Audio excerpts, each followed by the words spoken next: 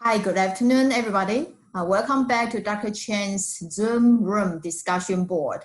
Today, my class, my students will be sharing with you some articles they have learned in the past week, and they are going to lead the class discussion. My first one today is Alex. Alex, the stage is yours. Okay.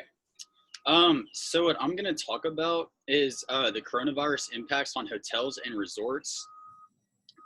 So the travel business industry, it's facing pretty much like a 1-2 punch from the virus itself. The first punch is the travel fear among potential guests and consumers. There's a fear of getting sick, the fear of being quarantined, like the fear of making a travel commitment. That could be canceled for, a number of reasons, whether it's, people, your friends that you're planning on, making your trip with, getting sick or, being scared or, whatever the case may be. There's a lot of reasons why people, cancel a trip around, this time in the coming months. There's also the fear of a potential lost investment. If a hotel doesn't give you your money back, or you plan a trip out and you've already committed so much into it that there's really no going back. There's also the fear of the unknown. Now the second punch, it's a potential strain on consumers due to the economic disruptions that the economy is expected to experience. And instability because of the virus. We don't really know what's going to happen, and so it's really hard to commit to anything that isn't essential. And unfortunately, our industry is not necessarily essential. So it's going to be a really tough time as we go through the instability. So now I'm going to talk about, what the travel industry needs. So there's been an 85% drop in traveler spending over the last couple months. So it needs to be done, now and as we go off into the future, is we need to update hotel operations, I believe, to reduce the spread of bacteria. That means heavily disinfecting common areas, living rooms and guest rooms, pretty much like, we never have before. And conducting training sessions with staff will be really important. And, conducting those sessions to review best practices for hygiene and to implement any new policies for cleaning, and, just cleaning overall the entire hotel. And something else that's really important too, I believe, is formalizing these practices so that they kind of stick, and they stay with the hotel for the future. So it, not only prevents future viruses, but really just results in an overall cleaner hotel and, I guess, a better perception of the hospitality industry. So another thing too that's important is reassuring guests that your hotel will be clean, safe, and comfortable during their stay. This can be done in a number of ways. One of them is by sharing current cleaning routine, disinfecting policies, and a commitment to public health. And by doing this, future bookings can definitely be encouraged. So I guess I'm going to finish off by saying the hospitality industry will no doubt take a huge hit, but it's our response to it that will depend on the industry's future and survival. Good. Thank you, Alex. Thank you. So anyone, any feedback on Alex's talk? No? Okay. So again, we stay closely with how our industry could really cope with the virus situation. And again, as I mentioned, for this period of difficult time, it's really important to make sure that in the future, when you are looking for your career opportunities, you want to look into those healthier companies when they can really deal with the virus situation, the pandemic, difficult time, and they care about their employees, they care about their customers, and they have specific strategies, and they teach people how to stay healthy, stay strong, and stay connected. And those will be some very good signs for you to consider. Those could be your good future employers. But again, it's a shaking time. So for those companies, when they stay with good connections with varieties of industries, when they have loyal customers, once this pandemic period is gone, our industry will come back strong and stronger, because I say we are human beings and we enjoy in the lifestyle, with business, with happiness, with the connection with others. So definitely our industry is everlasting. So thank you very much, and we'll come back for another topic in the very near future. Okay, the next, I would like to continue to ask my students to talk about a very important topic. What will US travel look like after COVID-19? Again, what will US travel look like after COVID-19? So one by one, I want you to tell the viewers about your thoughts. Harrison. So I think travel within the United States will come back relatively quicker than international travel will. But I think that hotels and large resorts will see less people travel there, and places such as the Smoky Mountains or lodges in the Appalachian Trail or the Rocky Mountains will see a lot more visitors because you can get private cabins and don't have to be surrounded by other people in large resorts or hotels.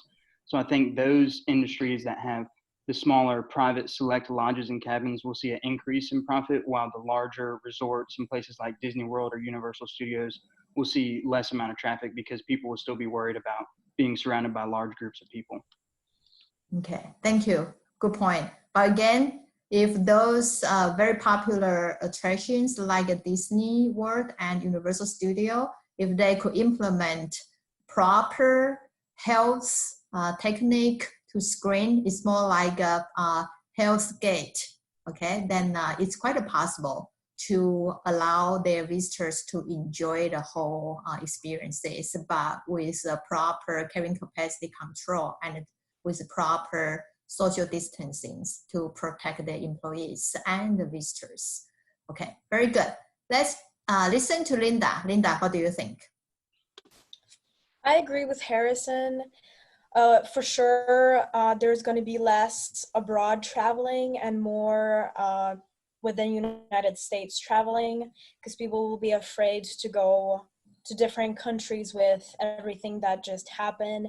A lot of people will be afraid to get on an international airplane and just staying in different hotels that they probably will not be trusting yet, with like cleaning process and just everything that is going on right now.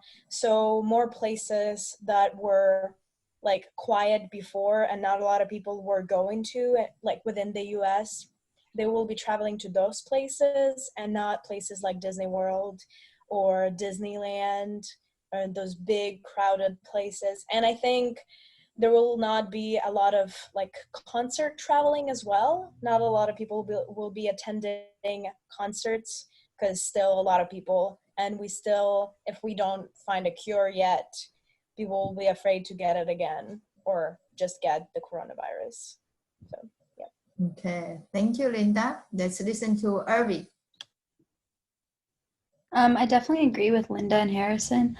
I think international travel won't be as popular for the next couple of years. People will be more cautious about traveling like abroad.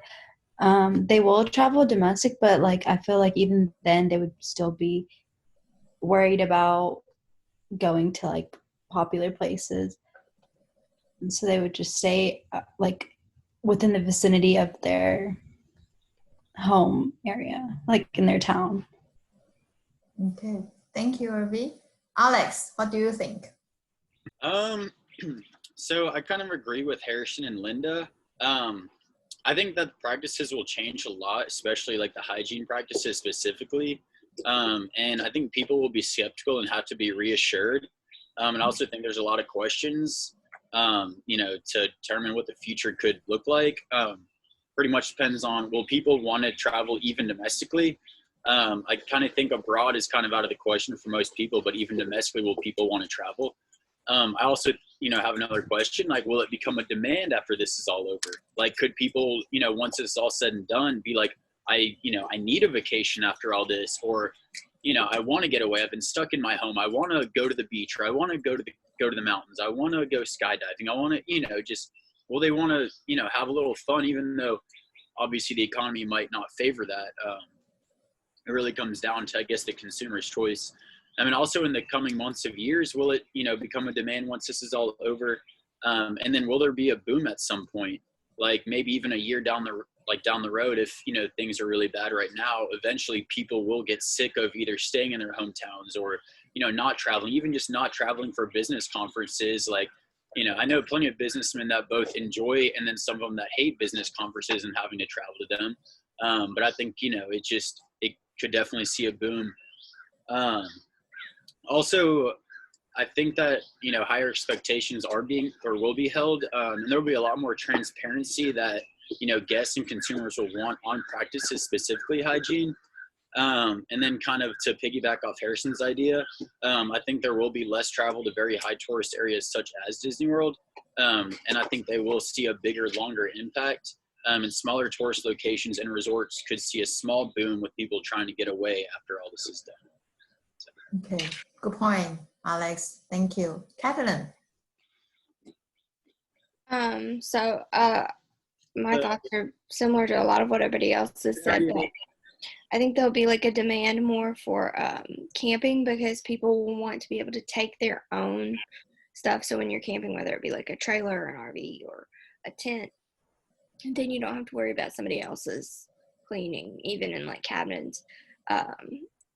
So like people will be staying at state parks and things like that. Also, I think it'll be interesting, not just in like the tourism market, but for places like Academy Sports or REI, people going out buying tents, or people going out and buying campers from different retailers like that, because people will just want to know that they've cleaned their own space. Okay, thank you. So the conclusion from all our discussion is about that for those attractions or destinations with less crowded possibility will become more popular. And again, the level of hygiene, the standard, and the way we see our life on a daily basis, our behaviors certainly will need to cope with what we have been through with this COVID-19 situation. So again, let's be optimistic. Hope all the virus situation will go away very soon. But before that's happening, make sure you are going to wear your mask when you are in public, and make sure you wash your hands properly, and make sure you stay healthy, and you stay, very importantly for our students, you stay self-motivated. That's very important. And you can start list all the wonderful destinations that you would like to experience once we are able to go out and play. And before that, I would say go hiking, go fishing, and watch some online happy hour. Probably that's the way we can maintain our minimal happiness at this moment. So soon I'll see you again. Goodbye.